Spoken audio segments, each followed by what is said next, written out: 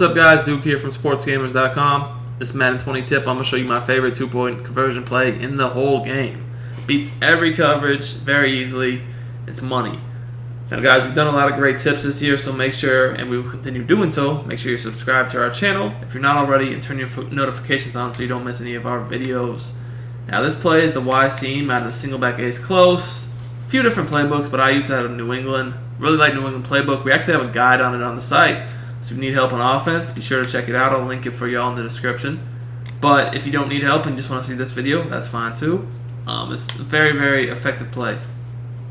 Now, I like this formation in general because not only has it a great two-point conversion dot, but when you come out in this formation, they're going to have run D on the field because it's a great running formation. You got to stretch a zone weak that you can run up the middle, so you can't ignore the run. So if I see some stupid defense that don't defend the run, I'll run the ball.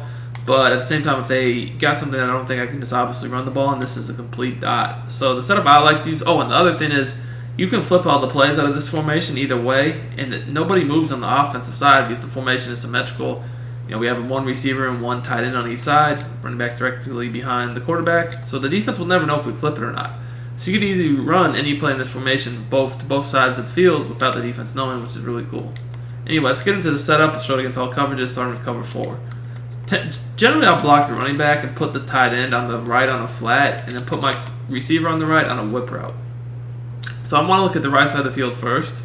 And what you're going to notice is against most coverages, you'll see that receiver on that whip route, he's going to get in a little soft spot and just be wide open for just an easy throw and catch. You just have to wait for him to cut back from the inside back to the sideline, kind of like that, and lowball it, and just possession catch it. And it's pretty much going to be there every time. Now, if you wanted to get real stupid, you could do that route combo on both sides of the field. Have a flat end to the tight end and the receiver on the whip route on both sides, and it's pretty much going to be unguardable because the flat, he's going to take these defenders that are who's assigned to the flat, he's going to take them out wide, and the whip route, it's going to cut back over the middle initially, but then it's going to cut back to the sideline. But by this time, you see the flat has kind of moved this guy out, so now we have an easy opening to throw a low pass for a possession catch. Yeah, it's only going to get you a few yards, but, this is a two-point conversion, so that's all we need. So that's really nice. And then on the other side of the field, we do have, another good route combo, which is this weird hook route and tight end corner route. So weird hook route, you can lowball it and just hit my lineman in the head, of course. You can lowball it and possession catch it, similar to what we did on the other side of the field, and that's going to be really money in the bank for you guys. So look at this. Bam. Now, they can't really cheat on that either, because if they cheat on that, we can just throw the tight end corner out in the back of the end zone. So they can't cheat on that. And again, even in normal coverages, the tight end corner out 1-to-1 in the back of the end zone, that's a really good read too. So we have 3 good reads here. We have this weird curl route, and you can kind of see it almost delays, which makes the zones back up on the corner route. So it's pretty much wide open unless they user it. We have the whip route that I already showed you, and then we have the tight end corner route in the back of the end zone. So you have 3 routes that you could potentially hit against any coverage, and they all pretty much need user or extra attention, which is really nice. So like here, I'm going to switch it up to cover 2. And guys, again, you could literally just flip the play and have the corner out on the other side and the whip route on the, the corner out on the right, the whip route on the left, and mix it up so they never know which side you're doing what to, which is really tough. Now, that time I just threw the ball a bit early. All you need to do is make sure it gets away from the hook zones. And I'm going to do cover 2 again. Just make sure it gets away from the hook zones, and that's going to be it. I just threw the ball a hair early there. It is a timing throw, and once you get the timing down, just as I do there, it really is unstoppable. So what I would recommend is taking this play into practice mode and practicing all the different routes that you have at your arsenal. And, once you get it down, then take it into the game. Because the timing is different for each route against every coverage. It's never just throw it one way versus one. You gotta be comfortable doing this against all coverages, and that's just gonna be by going into practice mode and taking a look at it. Here's the curl route again. Look, that's cover 3. Very, very easy. And like I said, if they cheat down on that, then we can just say they cheat down on that, you can throw the corner out in the back of the end zone. I mean, it's just really, really simple, but really effective. And again, we could always flip the formation so that now we have the other route on the right. Now we're going with the whip on the left. So again, and look, the whip route's naked. Just was a horrible throw by Dak Prescott. I mean, we can't throw a whip route that's wide open in the back of the in the end zone, I'm not sure what we're doing with ourselves. But and again, you could do this route combo if you like on both sides to really annoy the defense. But look how open that whip route is. I mean, again, it was a horrible throw. Luckily, our receiver caught it. But again, look how open these whip routes get in the end zone. And that's the reason for this is the flats are getting taken to the sideline by the tight end. And then even with these hook zones, like the low ball, the computer just does not react to this year. So if I throw, again, this guy's wide open too. If I throw a low ball, once it passes up the hook zones, the computer, he's just not going to do anything. And the whip route, again, because it breaks in before it breaks out, that tight end is pretty much going to take the flat zones out of the equation. So here you can see I have this route combo on both sides. Again, look at how open these whip routes are. And here and there, if there's contact, I mean, yes, here and there they can drop the ball. But, I mean, pretty much, I'd say like 9 times out of 10 it's going to be a catch. I mean, any route in the game obviously can be dropped. So that's really nothing to be concerned about. Just know that 9 times out of 10, again, that was an easy dot. I don't know why he ran out of the end zone. Of course, you know, sometimes they want to do crazy things. But, yeah, it's a really easy play to use. Now, guys, remember, whip routes kill man coverage. So if they are in man coverage, you don't even have to low ball. You can just throw it like that. Oh, my gosh. And, again, we got a horrible throw. And what I mean by that is just a bullet pass lead to the sideline. This is like, you guys have no idea how annoying this is when I'm trying to show something and just all sorts of craziness just starts popping off. But yeah, look how open that is. Easy conversion. And I mean, yes, of course you can lowball it, but again, look how badly these whip routes beat their man defender.